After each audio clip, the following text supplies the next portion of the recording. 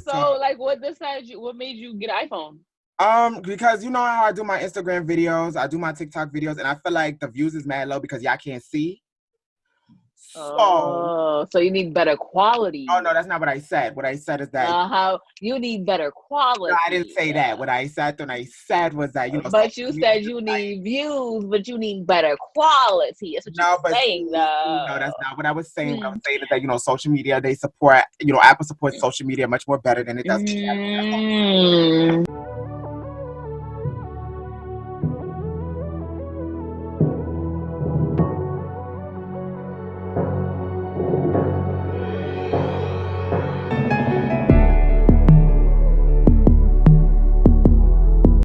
So What's up? you already know who it is. It's Juan YD, Juan, that Nigerian prince slash king. And to the left of me, I have Miss Lita. Hey, what's up? What's going on? How It's you feeling, lit. Miss It's Lita? Friday. It's lit. How you feeling? How you feeling on this nice lit day? Great. And then underneath us, we have Miss Adeline Angelise. Hi guys. I hope everybody's having a wonderful day. How you guys doing though? Oh, see, I'm doing good. I'm gonna leave the house. Oh, shit, it's lit. So we're gonna get right into it. Imani, she'll join us when she gets back from whatever.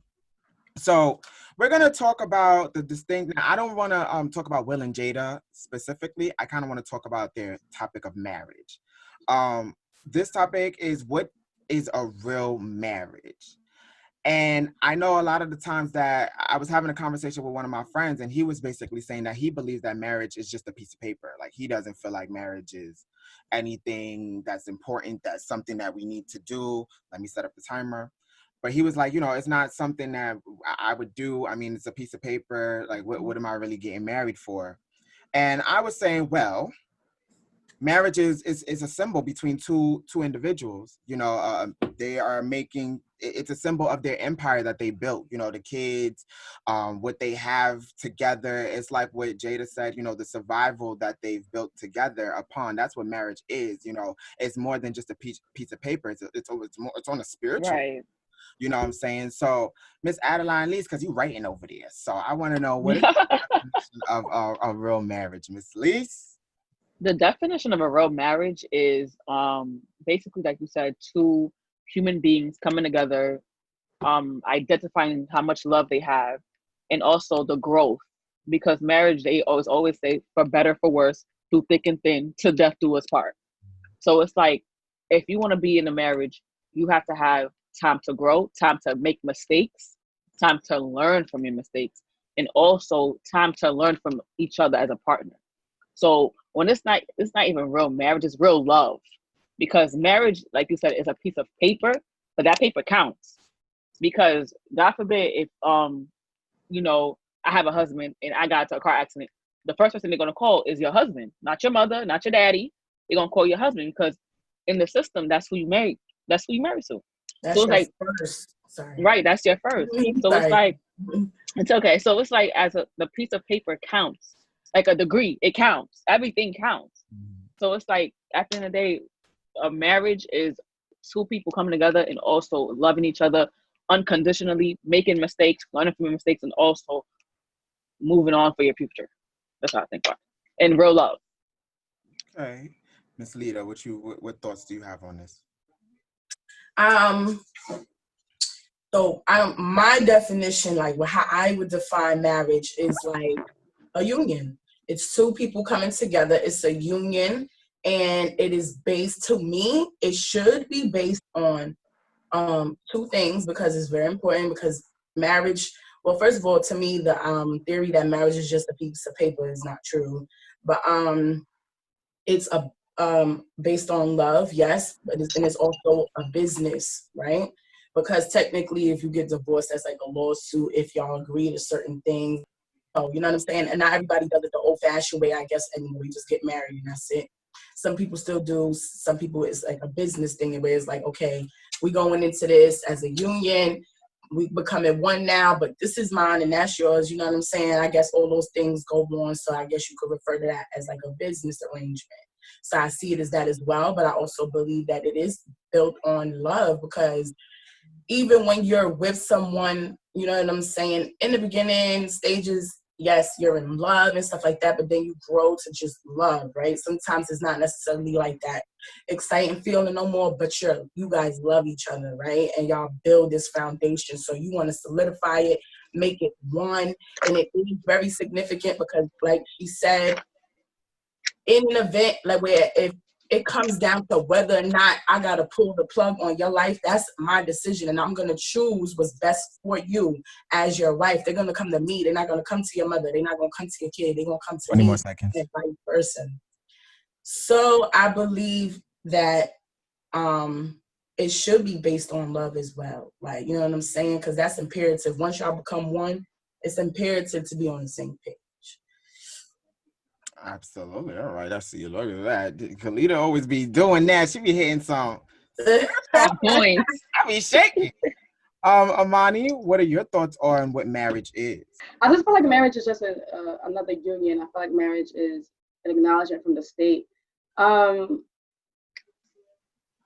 don't know. I haven't put that much thought into it because I feel like marriage should go both ways. You can have a marriage where it's fruitful and a marriage where it's not fruitful. The same thing of a relationship, but the only marriage is just like a benefit. That's how I'll say. It's benefits to it. When you go into business, when you go into partnerships, it is a benefit of something.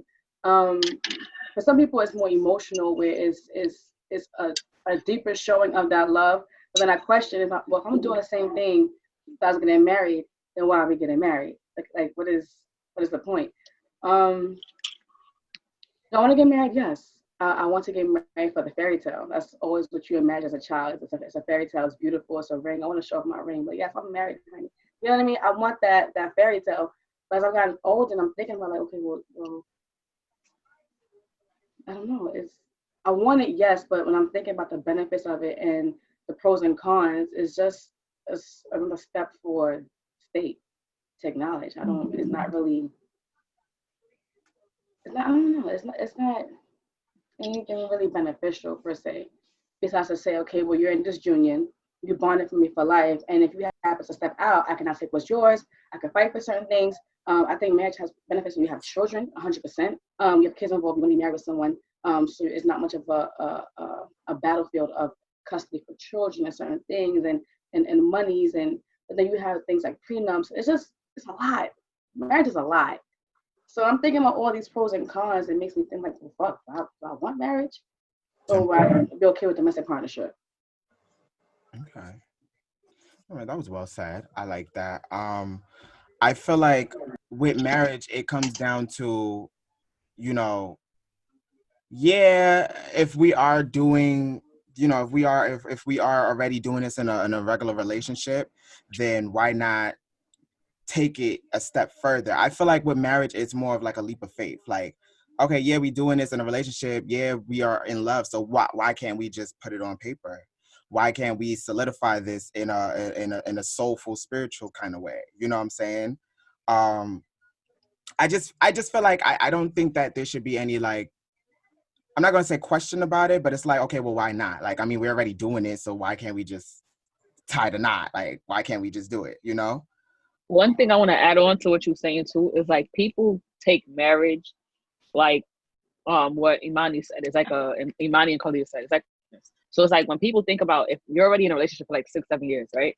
And when you think about marriage, people think about the title. Mm-hmm. Like, oh, the title's too much pressure. Oh, it's like, it's like, how is the title so much pressure if we're doing what's underneath the title? Right. We're already doing it. And the thing is, my parents have been married for 30 years. So it's like, it's ups and downs. But the thing is, it's like, before they even got married, they were together for 8 years. They were doing husband and wife stuff. So it's like that title should just get on top of whatever y'all been doing. So that title, oh, it's too much pressure. How is it too much pressure? You're doing the same thing. Also, to add on to you is that, also to add on to what you said, is that I'm not going to be in a regular relationship, boyfriend, girlfriend, title, and then doing all husband duties and think that, because you could step out and leave at any point in time. Right. You know what I'm saying? So I'm doing these duties and I don't feel like I have that commitment from you just yet. You know what I'm saying? I feel like there's something still missing. I could do all that I can do, but I don't know. I just feel like there would be something missing. Like, I mean, tying the knot like that just intertwines a different type of entity for me, For me, I feel like I just can't wait to flex with that shit. Like, excuse me? Oh, because my husband will be right here. Hold on one second. Like what? Can you call my husband to the front, please? Yes, thank you. Thank you. Like, I can't. Ow. So, in the topic of marriage, I do want to move right along to our next topic. Everybody's finished with what they had to say with this one, right? Okay. Moving right along, we're gonna get into monogamy versus polygamy versus open marriage. Now, I found out that they're all distinctly different. Polygamy and open marriage is very distinctly different, and I had to for sure. read that today just to find that out. I was like, oh shit, they're different. What are y'all thoughts on polygamy versus monogamy versus open marriage? Because I know that it's a lot, today it's a lot more open now, and a lot more people practice it. So I kind of want to dissect thoughts. And Imani, right over there, you smiling right along. So I'll start right along with you. Okay, let's start with polygamy. Polygamy, my thoughts on it is I'm learning to respect it. I'm learning that with research, it's not just, oh, I'm gonna fuck around with people and we're all connected. It really is done the right way. It's a partnership between you and somebody else and somebody else. It's an understanding, right? You're not just having sex for fun or fuck around for fun. Is that you genuinely are so tied to not one person, but to this person and that person. And then you all collectively have to work together to make that work. So that's at a time for this person, and a time for that person. It's like the same amount of energy I would give to you, I would give to her, give to her, give to her. You know what I mean? It really is a communication thing. I prefer monogamy. I'm a one person kind of chick. I can't give my energy to so many other people. And then return this and then want the same back. It's one person is where I stand, but I'm learning to respect that situation. And then for open marriage is just another step of polygamy, to tell you the truth. It's that commitment. Okay, well, I'm married to you, but you have to understand that my polygamous side of me is not just going to adapt to this part of me. That's really like the next transition step. I think that people misinterpret or misuse how to go about it without doing their research again. And I feel like there's enough educational sources out here for you to sit down in a class, figure out what this is, without just hearing that, oh, I'm not a one man kind of chick, I'm not a one woman kind of chick. No, you can be, or you could say, you know what, I'm not, but let me figure out how I cannot hurt other people trying to please my internal self. You understand? And that's where people get lost. 5 more seconds. That's why it's so messy. I think I agree with you 100%. I think that people don't do their homework. I think that a lot of people, they'll say that, oh yeah, well, I want a polygamy or I want an open relationship, and then it's kind of like a green light for them to go and do their dirt still. You know what I'm saying? Like, legit, I was watching Divorce Court, and this dude and his girlfriend are in an open relationship.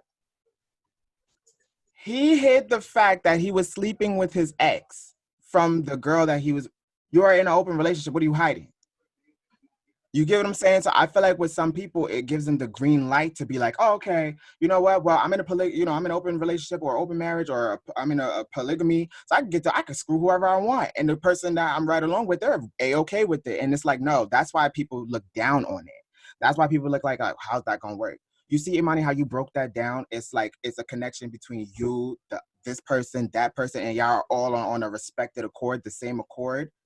You know what I'm saying? A lot of people aren't on that type of timing. They want their cake and they want to eat it too. And that's why it's not respected enough. Because I didn't respect it until I actually looked up the definition just now. And I was like, oh shoot.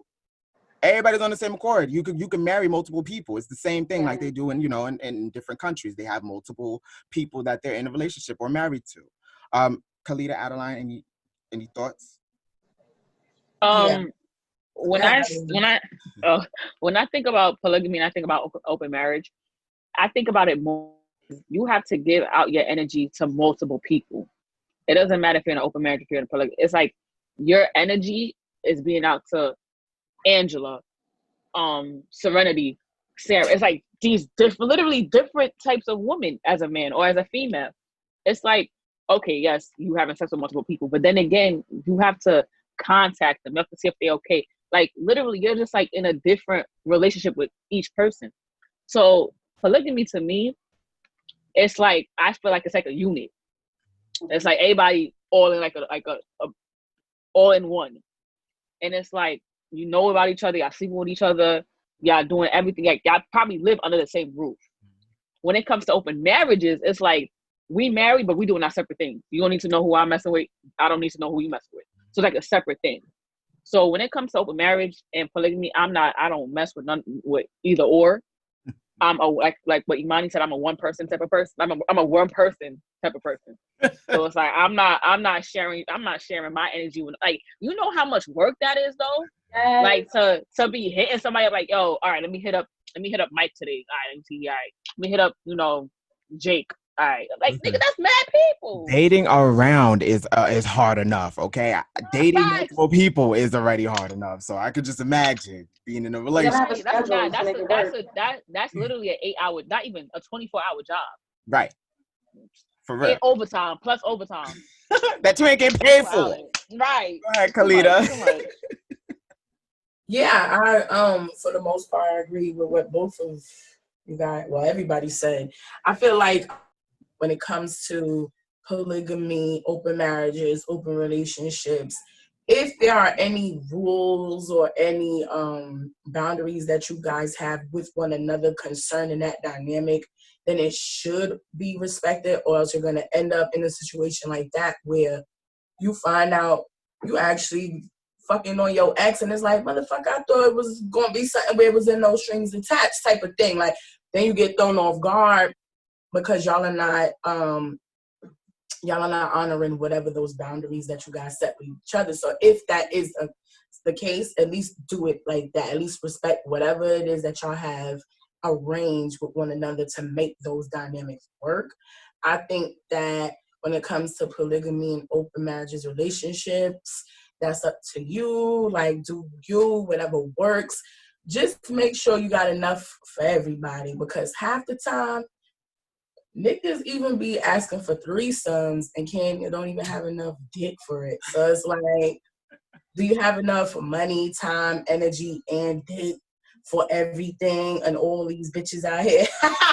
And then for the women though, I feel like in society there's a double standard in terms of the women, like, because it's like frowned upon from what I've seen in commentary and stuff. It's frowned upon if a woman wants to be with multiple men, but it's okay for a man to be with multiple women. So that irks my soul.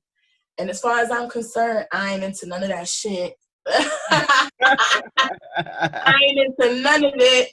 I'm a monogamous type of girl. I'm not into that shit. I'm good on that. Yeah.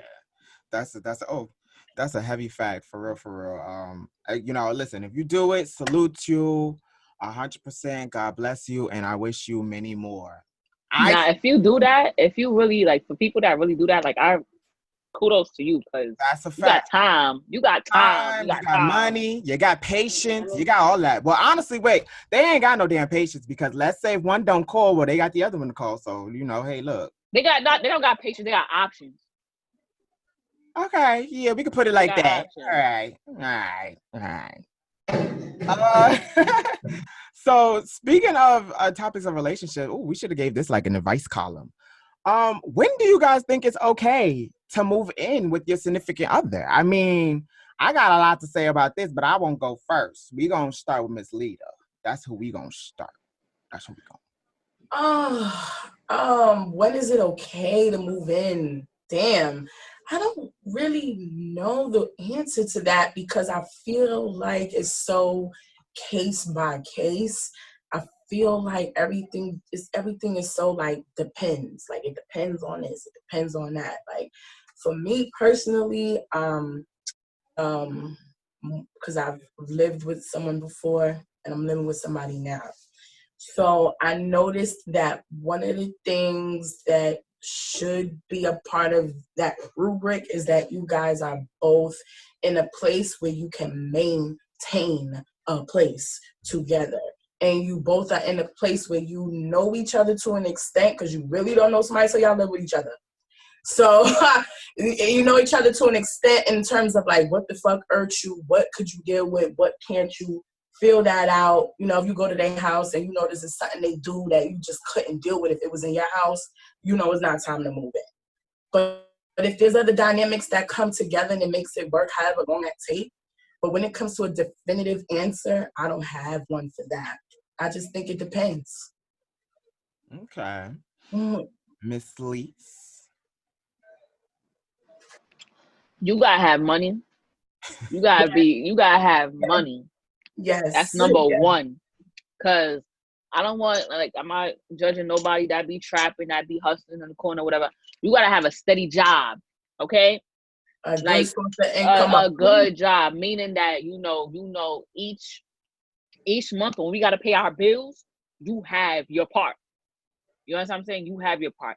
And it's important to be financially stable, but it's also important for you to understand if that's the person you want to live with. Because if you're in a relationship and you guys don't live with each other, and say, for example, you get irritated anytime, like y'all talk or whatever the case may be, or you just have that part of you, like, like this nigga get me fucking tight. Me personally, I already told my man, I'm like, I ain't gonna live with you, because I can see you now. Like, I'm gonna knock you the fuck out. And I'm gonna kick you the fuck out. And and my family looks at me weird. They're like, you've been with this man for 5 years. How you not gonna move in with him? Because I got boundaries. You feel me? I got boundaries. And I feel like, me personally, if you cross those boundaries, like, we're gonna have to break up. Like, we're just gonna have to, like, just be done. And me moving in with you, I have to be mentally ready for that. Because I'm a person that likes my own space. Like, I don't like sharing. Like, I mean, I'm the only girl in my family, right? So I always share things. But now if I get into a situation where I'm an adult, I have enough money to move out, I want to be alone, because I've shared all my life. So if I have to move in with you, I really, really, really, really gotta fuck with you. And if I don't, like, it's like, I just love my space. I just love my own comfort. I just love my own space. So when it comes to moving in, it's like, you really have to be financially stable, and you have to really picture yourself being and moving in with that person. Just don't do it randomly. Just don't do it randomly. Amani, you was over there just sitting pretty. Go ahead. Well, I live with my girlfriend now, so the experience has been overall very pleasant and wonderful. Of course, there's a time where you kind of sort of have to delegate certain things until it becomes natural. Like, okay, I'll do dishes this week, you do it this week, or garbage, like little basic things like that. But it's basic, but if it doesn't get done, it becomes an issue. Understand? Especially if it's repeatedly not done. Groceries, who puts the money towards groceries? So like certain things, gas, we both drive. So certain things, we had to learn to just delegate who does it until this became natural. Okay, like, she did gas last week, I'm doing gas this week. You didn't gotta say nothing. Or I cooked all this week. Listen, can you cook this week?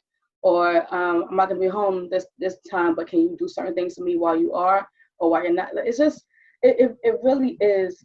Living with someone is 100% based on communication, and then not only communication, but then also doing. Like, you have to do what you said you're gonna do, because no one wants to pick up slack after anyone. You understand? And it, I haven't really had a challenge with it per se. I remember at one point, I'll tell you this, at one point she said I had stopped cleaning or something that she said. I believe it was cleaning. And I didn't realize that I got so comfortable. Like, I had no clue. Come see the cleaning at my grandmother's place. I was like, I didn't want to come here and clean again. Or I'm cooking there. I didn't want to do things twice. Okay. I didn't want to do things twice. And then it became a thing, okay, now that I'm here full time, let me help do some things that I need to do. So it's that feeling of, okay, don't get too comfortable when you're with someone, because it can affect your relationship when you someone feel like you're not pulling those reins or you're not helping. I love it. I love waking up and seeing her every single morning. Going to bed with her. I love having someone to come home to. I love it. It's phenomenal. I hate that. I hate it. Is it me? I hate that shit. I want to come home alone. Like, I'm not saying I want to live alone for the rest of my life. Don't get me wrong. But it's like now, like I'm only in my 20s, so it's like I want to have that space for myself. So it's like I don't want to wake up to nobody's face, a hot breath in my face. I don't want to wake up to no drawers on the floor or no dishes in the sink. If it ain't my dish, clean your own shit. Like nah, like you see, like literally, you said it's like communication, but my communication is kind of like cursing. Like if you don't get shit done, I'm like get the fuck out of here. Like what the fuck? Like me, I can't. This is why I gotta live alone, and I gotta build to live with somebody else, because I know how I like my shit, and if it's not the way I want it, you're gonna have some fucking problems. See now, I feel like it's such a mixture of so much. Like I feel like one, it's maturity. I feel like two, communication definitely does come into play. And three, when you're sure of yourself, like Adeline, you are sure of yourself. When you're sure of yourself, it's like, okay, no, I can't do this right now. You know what I'm saying? It's that sudden urge of like, you're ready. And I feel like a lot of people out here in these streets, they just not ready for it. I feel like they try to rush into, this is the thing about rushing. Like people just be wanting to rush into this whole, what they see in the movies, these nice lavish lifestyles, like these nice cars in the driveway, 6 kids running around, them little bastards running around left and right. You know what I'm saying? Like, and then just cooking breakfast. Everybody wants that lifestyle, but nobody wants to work towards it. It takes work, yes. Yeah, it takes a lot of work, and a lot of people don't like doing that, and that's the difference. That's why you end up in situations, domestic situations. Oh yeah, I had to move out because it just wasn't working out. Like now I got to go back to my parents' house and I got to go start with square one. Listen. If you know that you're not the type of person that can deal with a roommate, somebody who you don't, can deal with a roommate, or even when you live at your parents' house, you know that they get on your damn nerves because they telling you, listen, you got to clean, vacuum, and da-da-da. If you know that you're that type of person, I think that you should definitely not move in. Two, you should also consider a plan B if you do take the steps to move in. And when I say a plan B, is if this doesn't work out, where are you going to go? How are you going to get out? What's your escape plan? What's your escape route? You know what I'm saying? And a lot of people don't think like that. They don't think that. They just rush into these situations off of their imaginations. And that's nice. It's cool. We can live in a fairy tale, but this is real life, and in real life, it kind of hits hard. So it does, especially when you can't pay your bills. That's a fact. I honestly think it's based off of maturity, communication, and you knowing exactly who you are, sure of yourself, and you know what you can tolerate and what you can't. Oh, that's my 2 minutes. I don't win on my phone in 2 minutes. Does anybody else got anything to say about this? I just wanted to add on. It's like, to just piggyback off what you said. It's like a lot of people just rush into a relationship. Like, oh, we've been together for like, say 8 months. Oh, let's move in, bro. Hold on, wait a minute now. Like, I don't know you like that, and especially living with you, that means our name is on a lease. That means I can't kick you out. That because we're both here. You feel me? And it's like me. I like I said, very affirmative. I'm very serious about how I am as a person, and you have to study that person. And the thing is, what Carly just said, you don't know someone until you live with them. Yes. You have to, and before you live with them, if you're in a relationship with somebody for years, study them. Because if you really make that decision to move in with them, I'm not saying you can't turn back, but you already here, you feel me? If your lease ain't up, you gotta stay there until you find something else, or until they, because that's a business. Moving is like a business. Because what Imani said, you going half on everything. It's communication. Who's paying this? Who's buying this? Who's putting gas in the car? I don't got that blood and energy and sweat and tears in me to do that. Because as soon as you don't do that shit, I'm going off. I'm like, so you didn't put gas in the car, right? Like I told you that you ain't getting a car this week. And also you gotta make sure that you're able to handle stress, because you go to work every day. You go to work. You gotta handle the stresses of work, and then come home.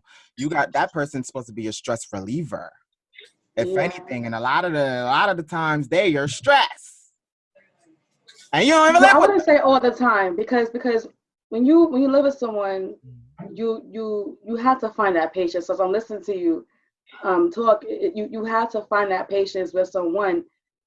Period. And Because there are times where you may not want to go home to that person.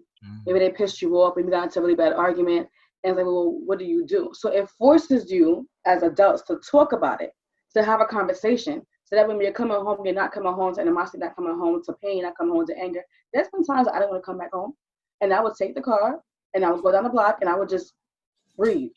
I'm not gonna drive the girlfriend to my grandma's house to go chill with her because my girlfriend pissed me off. I'm gonna go back to my house where I lay my head at night, and they'll talk about this later, but I need my time. So it's finding, you live with someone, it's important that you find that you time. That way you're not so stressed. That way you're not so angry with the person. If you're angry with them that moment, you because it's not like a roommate situation. Roommates are roommates. Roommates are, I don't have no ties to you. If I don't want to cook and clean this day, I don't fucking have to. Roommate is a person that's temporary. When you're with someone, that's a long-term commitment. You understand? And I won't necessarily put a time frame on someone that I feel like whether you know them for 1 month or 2 months, you are always constantly knowing your partner forever. Because they're always going to change. No one person that you get with stays the same you got with them. They change over time. So it's always like, okay, well, who are you today? What bothers you today? What are your triggers today? What do you love today? What you don't love today? It's always something new. But it's finding that patience with that person. You have to find it. If not, it's never going to work with them or with anybody else. I don't got patience. I don't got patience at all. You see how you said that, and I totally agree with you, Imani. Like, you see how you said the patience. People don't invest that time into that. You get what I'm saying? Like, the reason why a lot of these situations do happen. See, with you, you're fortunate because you have that. You know what I'm saying? You learn. And number one, and number two, you're mature. Okay, Imani, I know you in real life. You are mature. Me? She is mature. Oh no. Okay. You could be you could be my mentor because I need it. That she should be. Listen, let me tell you something. You get the secrets from her. She is mature. I'm telling you, she don't told me a couple of things. Listen. She's a capital M, mature. Mature. There we go. Not mature. Thank you. But I used to be really crazy, so I had to learn. I really, really, really had to learn. I was crazy. So we're gonna move on to this next topic about Mr. Nick Cannon. He was on his podcast. It's called College Dropout, correct? His podcast. Cannon's class. No, Cannon's class. Cannon's class. He was on his podcast saying his views on Hebrew, and who were the original, the true original Jews, and his thoughts on white people. And Viacom did not take a very kind liking to that. They didn't take a liking to that at all. No. In fact, Viacom they fired Nick Cannon because they thought it was bigotry. They would not tolerate any sort of bigotry of any kind. They denounced any form of Semitism. I got to get my speech together. Semitism. And they basically canceled his show, let Nick Cannon go. Then, I'm about to say probably like 2 days later, Nick Cannon came back and apologized for his comments that he said. He stated that it was very insensitive of him, basically, and he's going to further educate himself on the matter of who the Jews are and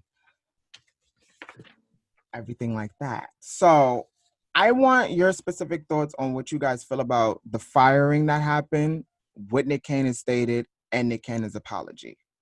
Because Nick Cannon's apology is actually a big problem, and I didn't think that it would be a problem amongst the community, but it is. So, Imani, we're going to start with you. Okay, fine. So I listened to The View. I listened to The Breakfast Club and their whole response to it. And I commented on his post today because it seemed like he was a little suicidal, and I wanted to send love his direction with the whole goodbye Earth statement. After listening to everyone, I had to check myself because I was upset that he apologized for his viewpoints on Black people not being I don't want to say this wrong word. I feel like that's what I'm saying. I feel like I definitely said it wrong, but I think it's Semitic. Anti-Semitic. Semitic. And I felt annoyed that he apologized, but then I had to understand why. And Whoopi made a point where you cannot, Whoopi, Charlamagne, and Angela Yee made a point where you cannot say something that's offensive to a group and then tell them it's not offensive. It is wrong. It's like someone saying Black people are so and so, and they don't feel like it's wrong. We're saying, hey, your statement is wrong. We need to apologize. So if what he said affected a large group of people, yes, you have to apologize. It doesn't matter how you feel in that moment. It doesn't matter what your intent was. You harmed someone, you offended someone, fix it. I do not agree with them firing him. I felt like that was a moment of teaching. But I would say that in the same breath when I say that I do believe that if Caucasians could speak hate or something negative against us, I do believe, I'm sorry, they should be fired. At this point, you have enough knowledge to know better. I feel like Black people and Jewish people, we're still learning our history, that Jewish people, some of them really did help Black people back in the day with a lot. And that is something that we as a culture don't know yet. I did not know until last year. Because of, so you when I feel like you say something, you stand in it. But when you're wrong, you apologize. You need to double back. I don't agree with them firing him. I don't agree with the fact that he's now waiting to own the rights of his show. I feel like as a Black man, you had the show for a very long time. You should have been had ownership of it. Never get the power to someone to take something away from you when it's yours. So why wait so long to now wait for ownership? I do feel like Jewish people have a big stake in the entertainment industry and so many industries, and you have to be very careful what you say about them, because the facts are the facts, and the facts are that Jewish people are the #1 targeted group of hate crime I know for a fact in New York, but in America, it's a fact. You would think it's Black people, but it's not. And it's been research is numbers to support that statement. So you have to be careful with what you're saying. And I agree. And with this, when Charlamagne said, if you're going to talk about a certain group, make sure you have that person there in front of you. Exactly. That way they can correct you when you're wrong. And that's what I feel like he should have had done. He should have had the rabbi there, or someone who has history with Black people, yes, to not only inform but to educate in that moment. What he said is his opinion, and I can't take that from him. I think that's his right. But you got to do your research when you say this big ass statements. See, and also not only that, but because I'm gonna let Adeline go next after this, but to also piggyback off of what you said, I feel like that was kitchen talk that Nick Cannon was doing on his podcast, and kitchen talk doesn't necessarily have to be on camera, you know what I'm saying? With two Black individuals, you know how we get down in the kitchen, we had a couple of drinks and we start to get down and deep with our conversations, and I feel like now all conversations have to be on camera specifically, you know. But why do you feel that way? Because I disagree. The reason why I feel that way is because just like with Nick Cannon, the whole thing that happened with him, he was having a kitchen talk and look what happened. He got fired from his network. He's looked down upon. He tried to make it right. Can't make it right. We as Black people, we do have to be careful with our words for the simple fact that there's bigger states that we are at risk for. You know what I'm saying? We are at risk for losing our jobs. We are at risk for being fired. We are at risk for being canceled, even by our own community. You know what I'm saying? We never can do no right. So whatever conversation or anything that we talk about, we always got to be careful, because the repercussions is always going to come. It's always going to happen. It's always going to be around the corner, no matter what we say. We could say something as light as, oh, I think this white person's such and such. Oh, I'm getting canceled. I'm getting fired. I got to pack my bags and I got to go. Then if I try to apologize, I got to be like, oh, well, why you apologizing? Oh, you was right. And da-da-da. And it's like, okay, well, we can't even win. You know what I'm saying? So that's why we got to have those private conversations. We got to have those private talks. I mean, yeah, we could kind of like sprinkle it when we get on camera and talk about these things. We could sprinkle it on and, like, oh yeah, lightly tread on it. But then we can't get down to the nitty gritty. We can't, because we don't own nothing to get down to the nitty gritty. We don't own a lot. That's why you got to own shit in order to talk your shit. Mm-hmm. Fuck being quiet. Just create your own shit. Create your own platform, your own network, and then talk your shit, because then who gonna stop you then? Exactly. Lita, actually, you was talking, so go ahead. What are your feelings about Nick Cannon and the whole Viacom? I just feel like all right, in terms of the backlash he got for apologizing, I think the backlash is unnecessary. It's going to happen, but I think it's unnecessary because it's like, you got to understand at this point, he got to think like, all right, I want to stand for something so bad right now, but if I do, this is over, that's over, this is over, I got that mouth to feed, this bill, that bill, this fucking tax bracket I'm in is expensive. Like, you know what I'm saying? And so he's at a place where he felt the pressure. And it's like, let me do what I think is going to be the best. On top of, let me apologize for offending these people. Period. Like Amani said, he offended people. And like Jawan said, having table talk on a public platform when you have other connections that you don't even own. So in terms of him not owning Wilding Out, I believe it is, and now he's fighting for ownership, it is what it is. He missed a step, and now he got to go back and try to fix it. It's a lesson learned for that young man. Nick Cannon is an amazing Black man as far as I know. I heard some controversial things, but I would have to dig into that a little bit more so I could really build more of an opinion on him. But as far as I know, he's an amazing Black man and gives opportunities, and his views on things are pretty, it's like it opens up a different angle for us Black folks. I don't believe he should have lost his job at all, honestly, because I'm just tired of seeing that. I'm tired of seeing these elitists trying to snatch away our opportunities and such, because it's like, oh, I fucked up and I said something I probably shouldn't have said. And I was like, snatch, we're not having that. I'm taking this away from you. And it's fucked up. And so that's why it's like, all right, you know, like to become wise, you got to learn also from other people's mistakes too. So hopefully our people are learning from this. And when they go in for these, you know, things that they want ownership, so that they can have control over their voice, their vision, their view, their employees, their business, their dollars. You know what I'm saying? That's what I think we could all learn from this. Ownership. I also want to say it to you 20 times to blue in the face. That's the word of the week. Ownership. I also want to piggyback off of what you were saying. His apology, what if Nick Cannon was working on his road to gaining ownership on something with Viacom? You know what I'm saying? That's probably why he was trying to fix that bridge at that moment in time. What if he was trying to do something for Black people at that point in time? He was like, oh shit, I done slipped up. You know what? Let me apologize, because I know I got this long road of this planned envisionment for my Black people that I'm gonna try to fix this. What if he had that in mind? And we're over here bashing him for that. I feel like when we're in somebody else's game and we're playing their game, we got to play their game. I feel like we're playing a game of chess and we need to play.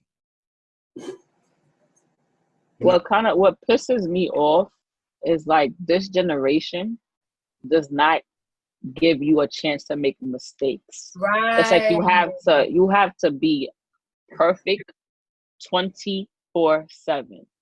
It doesn't matter how good you do. That one mistake identifies your whole platform. And that's what I constantly hate. And I always say this generation is very sensitive. The same thing Imani said, the same thing Carlita said. If you offended someone, you always have to apologize, because you just seen how wrong you are. Whatever you said, whatever you just did, you're wrong. So give you that room to be like, okay, damn, I did some foolish shit. I'm not educated. Let me apologize. But then again, yesterday I was reading his tweet. He said he feels stuck because he said something wrong. He got fired for it. He apologized. His own community is bashing him for it. He can't win. It's like, as a Black man, and this is our kind. Why are we bashing you for apologizing? Right. You offended someone. You know what I'm saying? You offended not someone, but a community. So it's like, if the same way as if a LGBT community offended a Black community, they're gonna have to apologize, right? It's like it's like a tick for tack.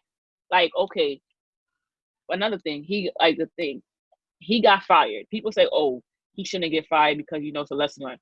But that's the same thing. I don't know if you guys watch Fox News. Some reporter got fired for saying racial slurs and racial things last week. He know what he said. He meant what he said. He knew the consequences, and he still got fired. So it's like, if you get fired, I always believe in this saying: when one door shuts down, another one opens. So this is a lesson for Nick Cannon.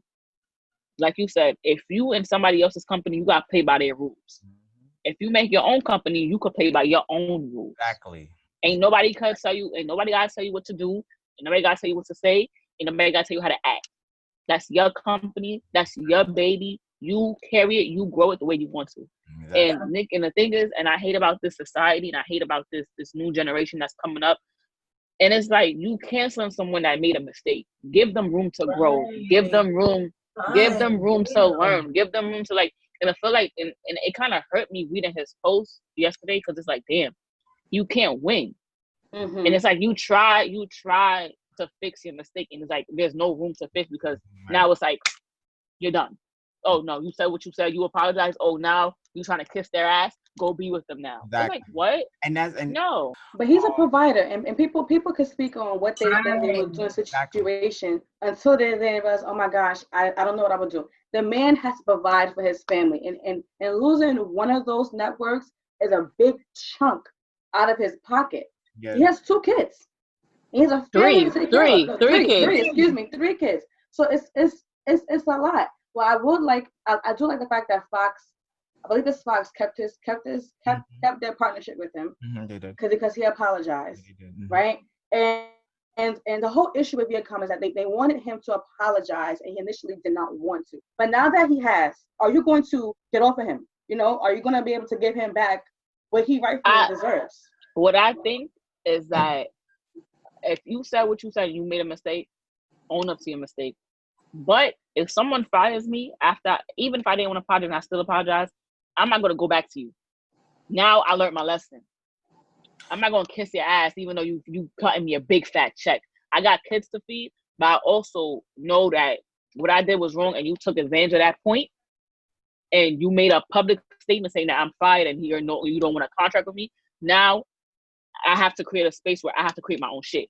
And I even if it's a big fat check, the thing is, take this as a lesson, Nick Cannon. Take this as a lesson. Well, go ahead. And like I was saying, don't do your own shit. It's gonna take time. We're in a pandemic.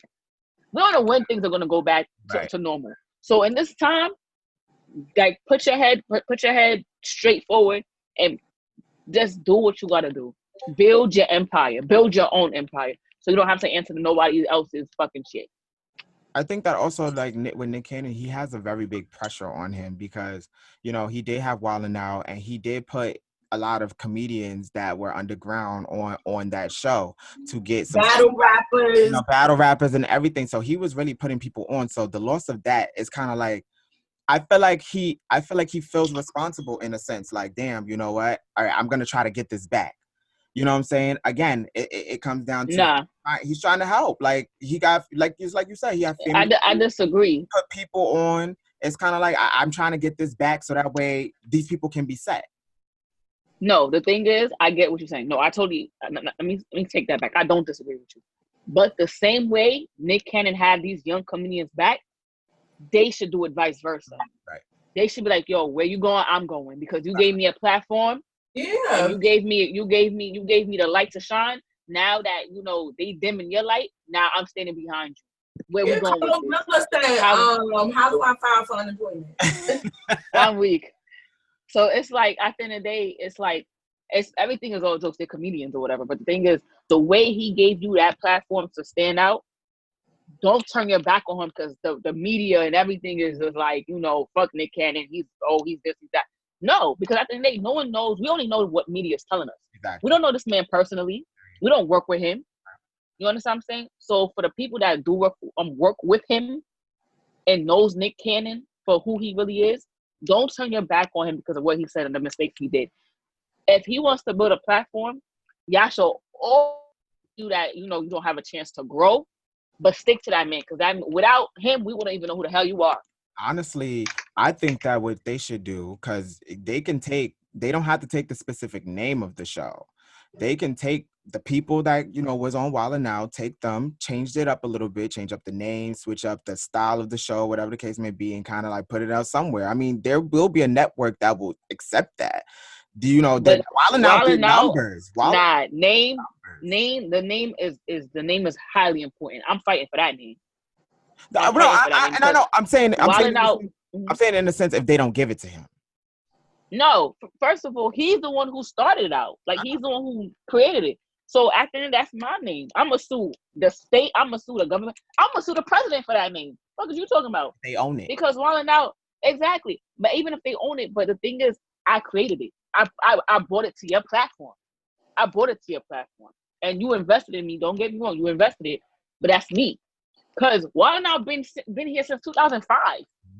2000. I grew up watching Wild 'N Out, and I seen the transition they had from back in 2012 when coming out and everything. So it's like for that name to not stick with Nick Cannon, fuck out of here. You better. I'm gonna sign a what's that called? GoFundMe page, and we gonna keep Wild 'N Out. What the hell you talking about? Yeah, but you don't know what's inside his contract. It's that contract that's what people don't know, and we don't know what was the fine print in that. Right. Understand? He could own the titles to the show. Let's just say, right? But then all of the concepts may go to MTV. Exactly. They may have that ownership. But it's so we not don't on know. MTV. That's the thing. When it's on Viacom, I don't get it because now Wild 'N Out is no longer. Well, they show it on MTV VH1. at the nighttime a lot. At night. Oh well, I don't know, but A the lot. ownership now. Be showing. Oh well, the ownership now I see is like now, like when they promote it now, it's on a new channel. Like now, it's on VH1. But that's Check your local listening. Viacom owns all of that. Viacom Yes, owns VH1, MTV. Oh my God, is it? It's Nickelodeon. Jesus, Nickelodeon. Which he's also a chair on. Yeah. Nickelodeon, which is also another part of his bag that's out. Right. Those contracts be serious. So yeah, when you're talking about, he's not just losing one show. He's losing big. You cannot recuperate from that. It's how are you gonna pay your mortgage? How are you gonna pay it? It's so much. Nobody understands. Like that was like his like big source of income was the Viacom. You know, more so than any other project that he was having down, which is pretty sad. But Nick Cannon, we with you. We not sitting over here canceling you. We rocking with you. And that's just on period on that. And Diddy did also offer him a spot on Revolt, which I really But Revolt it don't matter. It's still the fact that it's still black supporting black. It's still black supporting black. Come on, we can't sit over and be mad at that. We can't be mad at that. Diddy don't even support black. You know how many black. No, to be honest with you, I'd rather this shit on BET than Revolt. I don't even got Revolt. Where the fuck? What channel is that? Not even because BET is white owned now. BET is also white owned. BET is also underneath Viacom as well. Damn, but we don't own shit. We don't. So I want to get into this next one. The cancel culture, because that's kind of what they were kind of a little bit doing to Nick Cannon a little bit. The cancel culture, and can controversy destroys an artist's business or a business owner's business? Yeah. And should we separate the two? So Imani, go ahead, because you said yes. But we're really talking about it now. How his own community. He said, he felt, upset because his own community tried to cancel him. Cancel culture to me it has its benefits and it has its cons, and I felt like it really depends on the severity of the situation, right? For example, Doja Cat, when she did all that she did and she made fun of Sandra Bland and she claimed she did you did, right? And in that moment, I have stopped playing her stuff on the radio. I clicked over the next station because I felt like I was Sandra Bland in that moment. Mm-hmm. He made fun of something. You use your light skin privilege in a room full of white people. They did research on them, and you acted like a black woman would have acted when she's over sexualized by her master in front of them, knowingly and purposely. I had to cancel her. Mm-hmm. I had to. That's just for me. But then you talk about people like Terry Crews, when he continuously makes statements that to me are very bogus. I get his intent, but it's very bogus as you're a black man trying to speak for black. Do not speak for us when your opinions are a little bit down here. Like see on the screen, it's down here. Okay? I gotta cancel you at some point point. But then when I speak about people who, for example, like Paula Deen, white woman from back in the day, how she claimed that she used the word nigger back in her day of coming up with racial time. And she said, me now as a cook, as a chef, I have learned to not use those words. But during those times, I did it and I apologize for it. I can't cancel that because I felt like she had to learn her lesson. She grew up in a town, that's all she saw was to disrespect one race, one culture. But as she got older, they said, you know what? That's not the right thing. Let me change that. Cancel culture is like your best friend and your enemy, you know? And can it affect your business? Yes. Should it affect your business? I go back to my statement. I think it depends on the severity of the situation. If you're purposely and knowingly with purposeful intent doing something that you know is causing hurt or harm or danger to someone, yes, be canceled. Yes, your business should be affected. I'm not saying if you make a mistake and your apologize when you want to change. That's something different. I can't cancel you if you're trying to change. I'm human. I fuck up. I'm gonna say some shit that you don't like. You're gonna cancel me, and I'm trying to change my situation. But if I continue to hurt you, yeah, cancel me. Absolutely. Why not? Now at this point, I know what I'm doing. Cancel culture is like, oh, it's. But It's but in the sense of like what people I feel like we're all grown. You know what to say, you know what not to say. Like you have a whole team behind you. And in fact, off of a regular person who just has their own mind, you have 20 other minds behind you.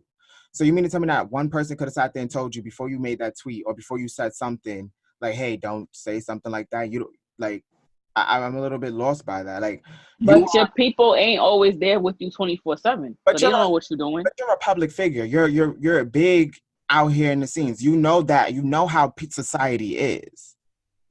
You got to have some sort of knowledge of how society is. You know that people are going to sit over here and feel some type of way by anything that you say. You know what I'm saying? So, I mean, like the Dojo Cat situation. You don't think that we was going to find out about that? Like, you don't think that, especially in the time periods that we've been going through and the things that us as Black individuals been going through, you don't think that that's going to sit over here and we're going to be rocking with you in the club? Like, no. No. You know what I'm saying? And then I don't think that you can apologize for that. You are half Black. You still have Black, or you still have some sort of Black essence of you. You know what I'm saying? But and what? Go ahead. And what kind of pissed me off about that Dojo Cat situation? I didn't really understand the situation until like I literally did my research. Like you sat there, like what Imani said, you sat there in front of a whole white, like in front of you just started talking shit about people that was like that was dying from cops that lost their life and they were Black. So you like, what was the point of you doing that? Because you needed to get acceptance. Like I don't get that. And the fact that with the situation when she tried to apologize or her apology, I was like, well, this is not an apology. You're just making an excuse of why you did it. But you're not genuinely sorry because now you're on a yes. Right. You're in a you're on a platform, so now it matters. Before no one knew who the hell Dojo Cat was, so you could have said everything you did on a web channel, whatever the case may be. But now that your history is coming into light, now you gotta make up fast excuses. You're like, well, I didn't know my research, or I did, but you still said what you said. So it's like that's when I have to cancel you. And when it comes to the cancel culture, like I said before, people need room to grow. People need room for mistakes. Cancel culture cancel you if you litter, if you throw something at you, you're done. Oh my gosh, he just hit me. Oh my god, like cancel culture was meant for people that mostly does things wrong over and over again, and that's when we have to put a stop. Cancel culture, they don't identify what wrong is. If you're wrong, you're wrong. And if you made a mistake and you own up to your mistake, then you're like, we're going to give you a slap on the wrist. You admitted when you're wrong and you understand why you was wrong. But now in this generation, it's like, bro, you could do the littlest shit. You're done. You're canceled. Oh my gosh, no, we can't listen to you no more. Oh, we can't support your business. Definitely dependent too, because these corporations have done a lot to us and we still support them. But Khalida, go ahead. I know you're gonna speak your 2 minutes. So I agree. Like a lot of what you guys already said. I feel like it just depends. Cancel culture really depends on what it is, and and in terms of the ability to separate the person from their product or art. Some people are able to do that depending on what it is, and some people are able to do that no matter what it is. So, like, for example, you got R. Kelly. And oh, that's another thing. In terms of just cancel culture in general, I just feel like it shouldn't be so, like, you know, like what Adam and I said, like something so strict. And it's like one thing, and it's like cancel. Like, what the fuck? Like, damn, give me a chance. I fucked up, all right? Like, God, like, hold on. But then you got people who are repeat offenders, and you have people who will still support them, and then you have people who's like, you know what? I'm really going to cancel this. You know what I'm saying? You got people who will not cancel R. Kelly's music. They will not, and I will. Because some songs was about little ass girls. Yes. I'm not with that shit. I don't fuck. Shane Dawson is canceled. This motherfucker's a creep. He's a weirdo. Look that nigga up on YouTube. So he's disgusting. He's canceled. You know what I'm saying? So, but then who else is canceled? For me, and I have to speak on this, Evelyn Lozada is canceled. Canceled. Because there's no way, right? I need, Jawan, please, there's like 30 more seconds on this. All right, no, go ahead. You got it. There's no way, right, that you get on camera and you boo-hoo crying, right? Because apparently a tweet was surfaced where someone asked Chad Ochocinco, how do you remain so positive that a lie? He responded, you know, I fucked up once in my life and it took a few seconds to fuck up everything and I had to rebuild that shit back. And so from now, you know, I've learned from that. This comes on camera. She's boohoo crying. I'm a victim, and I can't believe he would say it was only one time. I experienced this with him so many times. I'm tired of this narrative because he's done this a few times, and I didn't say nothing before, but I got to speak up now for the victims. I can't say what happened other than, you know what I'm saying, what we know in the media is that time that he headbutted her, right? I can't say whether or not he beat on her behind closed doors. I don't know. I never lived with them in my life. I don't even know who these people are. But what I do know is that you have an organization that supports victims, right? And you such a fucking victim that you would go on TV and call your abuser up to fucking gossip like, oh yeah, this girl is saying that you wanted her. Is that true? Yeah, I spoke to Chad and he was saying da-da-da-da-da, right? But he's so terrible, still terrible of a person. But this is what you're doing, right? You go on an interview. They ask you, if you had to depend on somebody to save your life, who would you choose? You said Chad Ochocinco, the same dude that abused you and they're embarrassing you and everything. So I'm trying to understand, why do you want to pick and choose when the fuck this man is a monster to you in your life? Because that conveyed to the victims in your organization fundraisers, right? Does that tell them that they should hit up their abusers? Because you got women out here who's really getting their ass beat. You got women out here really fighting for their fucking life. So now should they pick up the phone and call these motherfuckers to gossip the shit too? So what kind of example is that? What kind of example are you saying? Are you really a victim, right. Or are you only picking and choosing when you want to be that? I know yes. Wow. Yes, and I know, but hold on, for real, because I know somebody who almost died behind that shit. You understand? That shit is real. You feel me? So, like, it really upsets me. It really does. It upsets me. So, yeah. I feel that, Lita. I'm sorry that you have a lot of feelings and emotions, and I feel that 100%. I agree 100% with you. Absolutely. It's true. Out of line. It's disgusting. To me, that shit is disgusting. Because how many times have we seen you attack black women on TV? Get the fuck out of here. Get the fuck out of here. I disagree. I Wait. Wait. The thing is, right, what I understand where Carlita's coming from. It's either like pick a side. You want to be a victim or you want to forgive and build and like just, you know, move on. It's like you can't keep going wishy-washy. So it's like, to make it clear, it's like when you were filming Basketball Wives, right? In a situation where I forgot her name, the girl she was arguing with, she literally called Ochocinco, or I don't know if she called or text. She communicated with him and asked her, "Did you?" So it's like, and then not only that, you had a sit down with his daughter and said, "Oh, me and your father, we didn't work out, whatever case may be, but you know, we still got love for each other, but I just want to know if we okay, if we're cool, if we're good." You sat down with this man's daughter. So it's like, you have to pick a side. If you're a victim, you're a victim. If you want to forgive someone, I'm not saying that a victim should not, fight for her rights, fight for his rights, or, make it known. But the way Carlita is explaining it is like, yo, it's what are you? Are you a victim? Do you hate this guy? Is he a monster? Did he did this to you? Or are you forgiving him? Are you moving on? Are you letting him move on with his life? Are you willing for him to understand his mistakes and grow from it? So the fact that you even, if you felt so deeply about it, and mind you, this post was from 2019 that she's reacting to.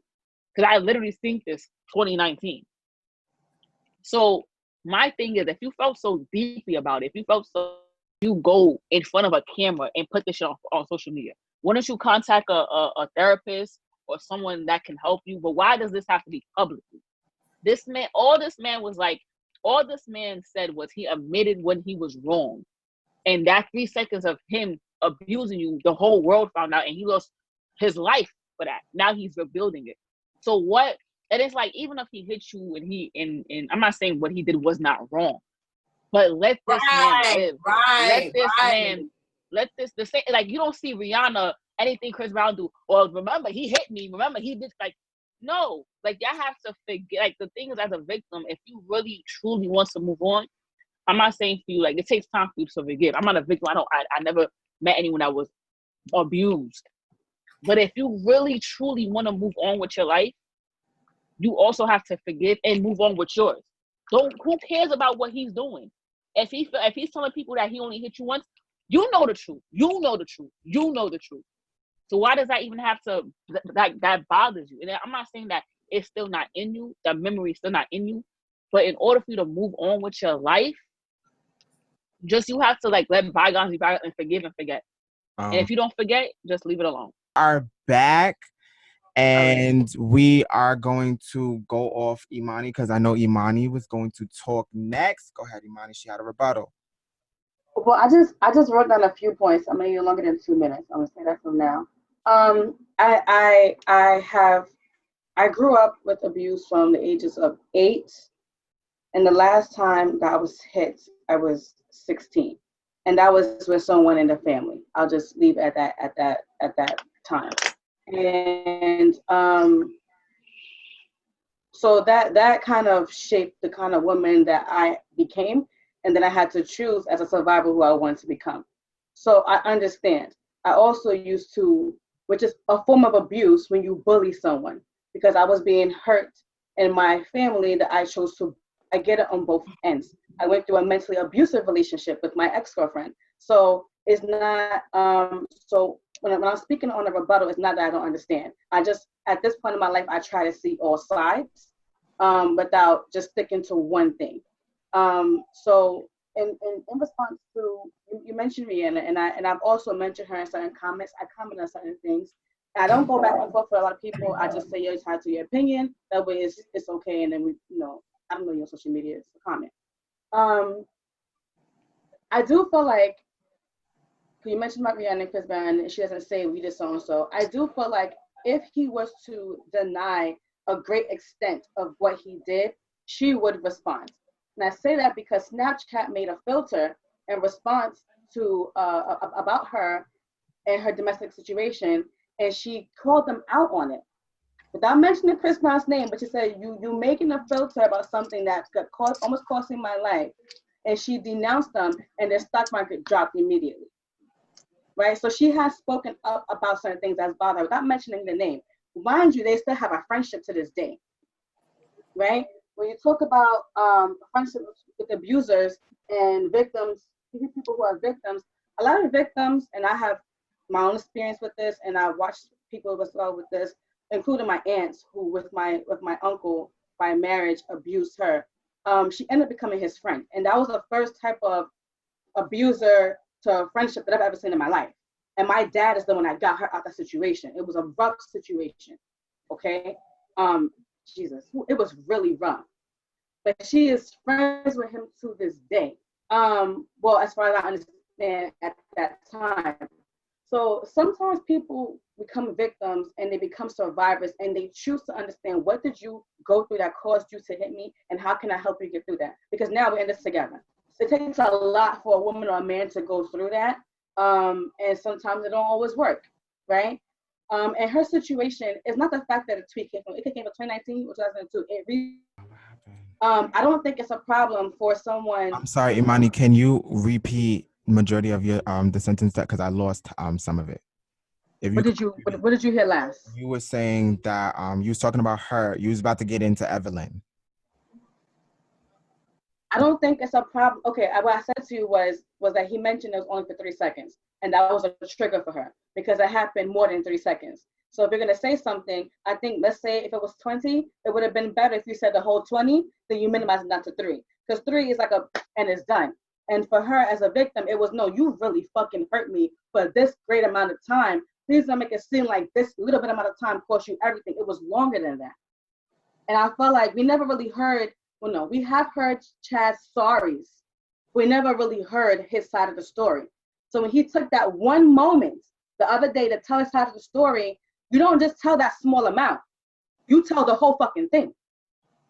You understand? Especially because it's very rare you hear a man say, I did this thing to you. So if you're going to put it out in a public platform, put the whole fucking thing out in a public platform. I think that was the issue that caused the pain, was that here I am speaking about something. Hey, I'm trying my best to not make you lose more shit because I have more shit on you. Here I am, that your daughter, who I was closest to in our relationship, and she still wanted a relationship with me as her stepmom, because she had to disconnect with whatever she had at home. Here I am trying to make her involved in my life, despite the fact that your father abused me on more than one occasion. You understand what I'm saying? Here I am trying to do all this, and the one time you get to address something, or you choose to, you make it seem like it was this amount, like it was nothing that you really did, when really it was a big fucking problem. And I think that was the issue. I don't agree with the fact that, and I said this on a comment, I actually screenshotted that comment. I don't agree with the fact that we as women, we argue with each other all the time. If I fight 10 bitches right now, that does not excuse the fact that a man gets to place hands on me or another female. It doesn't excuse it. If I fight you right now, if I fight you right now, it doesn't excuse the fact that there's not amount of arguments or fighting in the world that can excuse rape, that can excuse abuse. It does not excuse it. What I do with you does not happen in my home. When I'm on a TV show, reality TV is off of a schedule. There's nothing reality about they may have, okay, when I put you here in this moment, you're gonna be on here at this time. It's a schedule, right? And then what happens during that time, that's on you. That's how you choose to display yourself.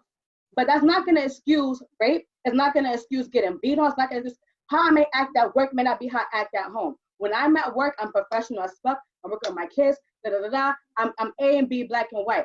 How I may be at home with my girlfriend may be a whole different situation. The two don't connect to me. I can be a bitch to you and nice to her. So there's a statement that says, if someone tells you something about me, please believe it. Because you may show different people different sides of you. But you're on a show that's meant to be combative because it gives ratings, and then your character gives you ratings. That's how you are in that show. I don't know how she's at home with her man. But I do know is that there's never any man that has been with her has ever talked negative about her, ever said she cheated on them, nothing. This is what we see. Just like a speculation of what we see, right? But I'm personally tired of hearing that she acted this way on the show, so it almost excuses Chad for what he did to her. They do not relate to each other at all. No, but I understand what you're saying. It doesn't relate at all. But what I'm saying is, when you make mistakes on a channel, right? Like, I think, was it 2019 when some controversy was going on with her about she's not being black or whatever the case. I don't remember what it was, but it was like a whole situation that was going on for weeks. That because of Afro-Latina, and people didn't think she was Afro-Latina. Right. So it's like, okay, you made a mistake, right? On national TV. You make multiple mistakes and people give you separate race. Ocho Cinco beat you. I'm not saying that what he did was not wrong. That's not what I'm saying. But the thing is, give this man time to grow. Y'all haven't been together for years. For years, y'all haven't been together. You don't know what his family, you don't know what you don't know anything about him right now. You just know about the connection is between your daughter. But if a man, the thing what you just said, what kind of like threw me off a little bit, even if you were triggered by him saying, oh, something happened for 3 seconds and my whole life blew apart. It was the meaning behind it, because the question was, how are you calm? How are you so positive? And then he answered, it's a bigger picture than that just little sentence. You know what I'm saying? Mm-hmm. It's a bigger picture, because he admitted that he was wrong. He admitted that, you know, he blew, like, that whatever argument that they had, whatever abusive relationship that they had, it got covered throughout the whole world. He couldn't even play in the NFL anymore. He lost so many endorsement deals. And the fact that he took that, and it took him years to grow that back again, it's like, okay, I know that I did something wrong, and this is how I recovered, because that 3 seconds of my life turned my life literally upside down. But with Evelyn, what I disagree with Evelyn is, I'm not saying that you shouldn't fight for your rights. I'm not saying that you shouldn't share how you feel. But don't criticize him for admitting he was wrong and he's building his life. Okay. You know what I'm saying? So then we're going to go to Lita, and then we're going to end this topic off because we're about to go over time. So go ahead, Lita. It's just to bounce off of like the whole triggering part. For her, she's saying it. I feel like when if you want to get down to the technicality of it, when you in a situation, right? For him to say it took this one time, not to say that it wasn't other times, but this one time that lasted 3 seconds for him, in his mind, he probably felt like that shit happened so quick. So it's like, oh shit, I fucking headbutted her, and like that shit happened so quick, I fucked up. And for her, that shit probably lasted forever. That shit was like a nightmare. Like, oh my God, this shit is taking so long. We don't know how long that shit took. Only they know that shit. Only the two of them know. So that's why I feel like that part of it where she utilized that as a trigger in order to come onto a platform and begin to cry and to show this emotion. I feel like I understand how you feel in terms of feeling like, bitch, what? Like, for me, what? That shit lasted forever for me. I get that part. I just feel like I go back to, again, I stand by that. It's wicked to me how it's like, now it's so offensive, but it's not offensive any other time. It's not offensive any other time. It's cool when you want to call him and gossip for a reality show. Know what I'm saying? So for me, it's like, yo, like pick a side. Pick a side. Which one is it? And that's just how I feel about that. Okay. All right. This was we kind of like jumped from cancel culture to kind of like abuse in like 2 seconds. That's how kitchen talks work. That's the mess. It's John White, the John with that Nigerian Prince / King, and I have Miss Adeline Lease to the left of me. All right, guys, I hope you have a wonderful weekend, and don't forget Saturday. You know, we here every Saturday. That's all. Period. And then underneath her, we have Miss Lita. Bonita Applebaum, gotta put you on, and make sure y'all like and subscribe to the mesh. Period. See, I be forgetting to say that in my videos, to be honest. I gotta start. Subscribe, click the bell, all of that. And then to our special guest right underneath me, Miss Imani.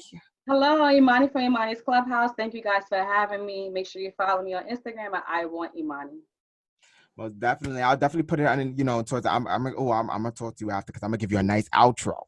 But we are the men.